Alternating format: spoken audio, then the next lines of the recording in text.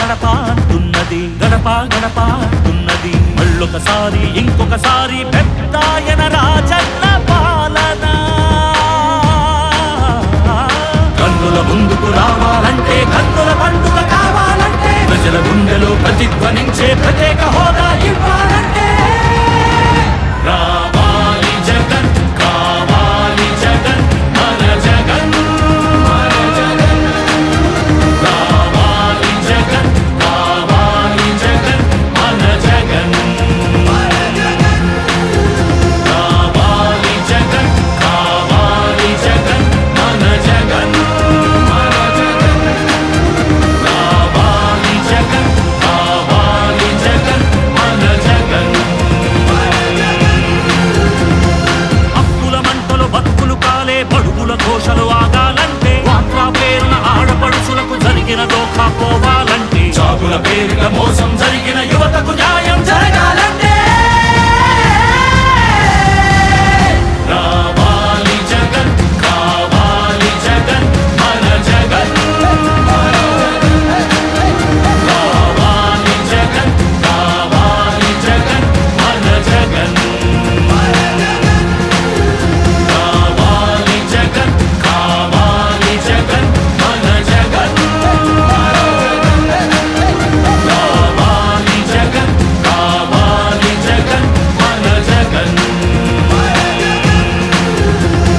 Pension జీవుల జీవితమే సుఖశాంతికి నిలయం కావాలంటే, రుణ బాధలు కనరాని రోజులు జనకానుకగా ఇవ్వాలంటే, ఎక్కడ చూసినా ఆంధ్రావని ఒక పచ్చని స్వర్గం అవ్వాలంటే. ఉపాధ్యక్షులు నాగరెడ్డి గారికి, మన మండల పార్టీ ప్రెసిడెంట్ ఎంపీటీసీ మన్నే శ్రీనివాస్ గారికి, పెద్దలు రాష్ట్ర కార్యదర్శి మన నియోజకవర్గ పరిశీలనటువంటి వెంకటేశ్వర గారికి, పార్టీ జాయింట్ సెక్రటరీ పాలడు రాజు గారికి, ఇక్కడ మన మిత్రులు అంకయ్య, నాగేశ్వరరావు, పెద్దలు ఇక్కడ వారి మిత్రమండలి, యువకులు, పెద్దలు అందరికీ పేరు పేరున నా నమస్కారం.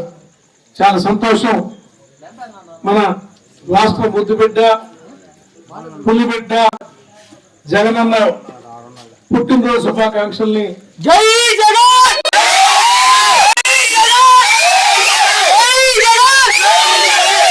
ఇంత ఘనంగా పొద్దుటి నుంచి మేము ప్రతి ఊరు, ప్రతి వాడ, పట్టణంలోనూ, కొత్తపట్నం మండలంలోనూ తిరుగుతా ఇది చివరి రావడం జరిగింది. నేను ఎట్లా గట్ట మన్నేశ్వరిని నార్పేటని పోయి చేయమంటే కాదా మీరే రావాలని మీరందరూ ఒత్తిడి పెట్టడం, గత సంవత్సరం వచ్చే కదా అని చెప్పి ఈ సంవత్సరం రాకుండా సరిపోయింది అనుకున్నా.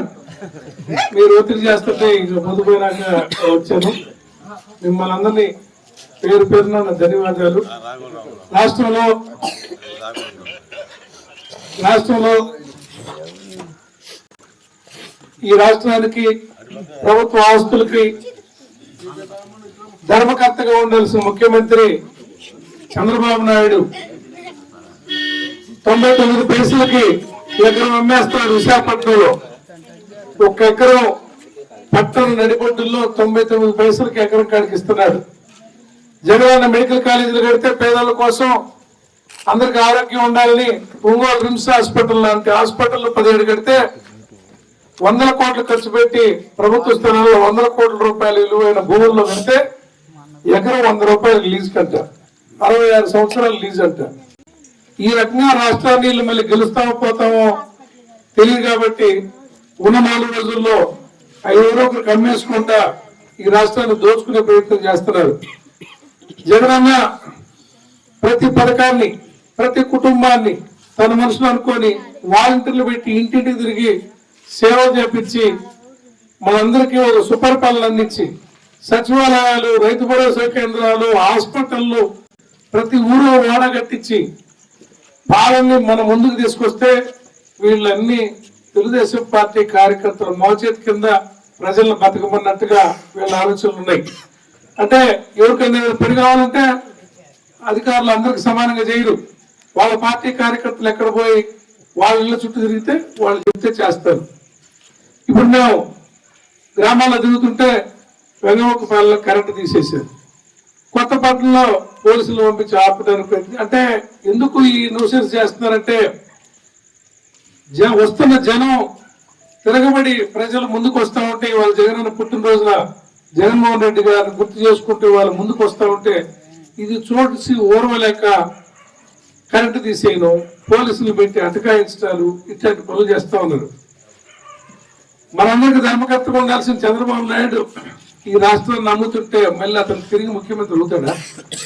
ఈ ప్రజలు ఓటేస్తారా? మనందరికీ తెలుసు ప్రతి పంటకి జగన్మోహన్ రెడ్డి గారు రైతులు మొత్తం సంతోషంగా ఉన్నారు. ఇవాళ ఏ రైతు కూడా సంతోషంగా లేడు. అంతేందుకు ఆరోగ్యశ్రీ లేదు అసలు. ఇవాళ ఏ ఆసుపత్రికి మీరు పోయిన ఆరోగ్యశ్రీ కింద వాళ్ళు తీసుకోవట్లా. జనం జేబులు లక్షల బిల్లు అవుతా ఉన్నాయి. జగన్ ఇంగ్లీష్ మీడియం పెట్టి స్కూళ్ళన్నీ పేదల కోసం చదివించాలి. పేద పిల్లలు కూడా పెద్ద చదువులు చదువుకోవాలి. ఇంగ్లీష్ మీడియం పెట్టి నేర్పిస్తే ఇవాళ ఇంగ్లీష్ మీడియం తీసేసి మళ్ళీ ఆ స్కూళ్ళలో మనం ఉన్నప్పుడు ప్రభుత్వ స్కూళ్ళల్లో సీట్లు దొరకని పరిస్థితి, నిండిపోయి సీట్లు దొరకకపోతే ఇవాళ మళ్ళీ యథాస్థితి అందరూ ప్రైవేట్ కాన్వెంట్లకి పిల్లలందరూ వెళ్ళిపోతా ఉన్నారు.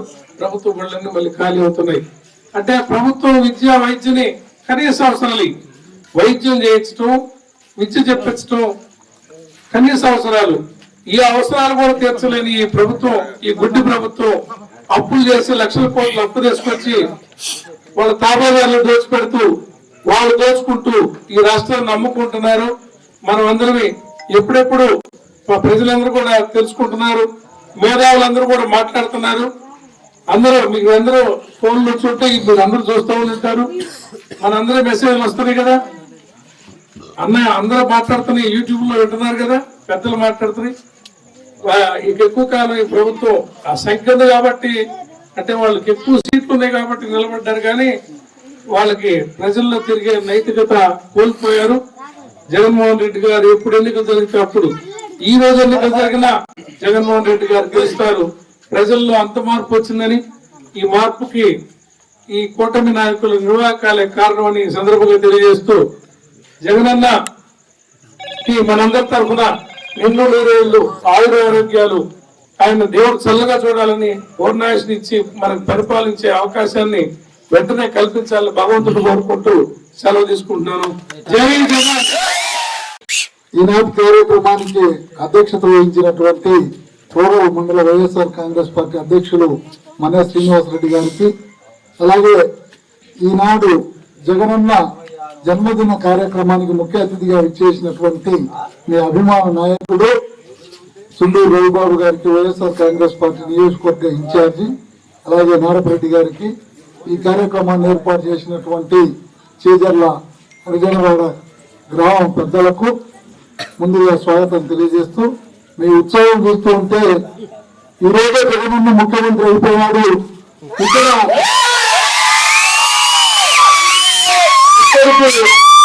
జగనన్న మీ ముందుకు పంపించారు.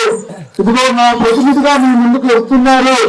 మీ ముందుకు ఒక ఏ నాయకుడు మీ అందరికీ కూడా మీతో కలిసిమెలిసి ఉండేటటువంటి వ్యక్తి, ప్రతి ఒక్కరిని సోదర భావంతో చూసుకునేటటువంటి వ్యక్తి మీ దగ్గరికి నేను పంపిస్తున్నాను, మీరు ఆశీర్వదించండి అని మీ మధ్యలో ఉన్నటువంటి మన ఒంగోలు నియోజకవర్గ వైఎస్ఆర్ కాంగ్రెస్ పార్టీ ఇన్ఛార్జి సుండూరు రవిబాబు గారిని